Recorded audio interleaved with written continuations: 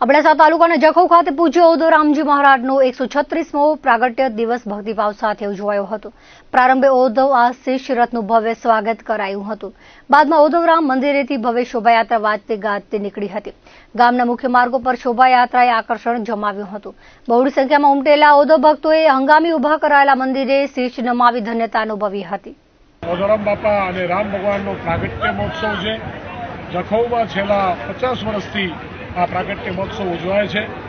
હજારો રામ પ્રેમીઓ, ઓધવ પ્રેમીઓ, સનાતન ધર્મના પ્રેમીઓ, ધર્મ પ્રેમીઓ પધારે છે અને સવારથી જેમ નદી સાગર જોડે મળે તેમ આજે સમસ્ત કચ્છમાંથી ફરતા ફરતા આગલા દિવસથી અહીંયા જેમ નદીઓ બધી સાગરને મળે છે એવી રીતે ગામડા ગામડા અહીંયા સાગરરૂપી ભગવાન ઓધવરામના મંદિરે બધા ભેગા થાય છે। આપણે સૌ ઓધવરામ વાલરામના દર્શન કરીએ, રામના પ્રાગટ્ય મહોત્સવનું, ઓધવરામના પ્રાગટ્ય મહોત્સવનો આનંદ લઈએ અને આ પ્રાગટ્ય મહોત્સવ આજે 50 વર્ષ પછી આ મંદિર નૂતનીકરણ આકાર લઈ રહ્યો છે। 28, 29, 30 એપ્રિલે ભવ્યથી ભવ્ય કાર્યક્રમ છે। હું સર્વ સનાતન ધર્મના પ્રેમીઓને વિનંતી કરું છું કે આપ પધારો, બાપાના દર્શન કરો અને આ ઉત્સવનો લાભ લેવો।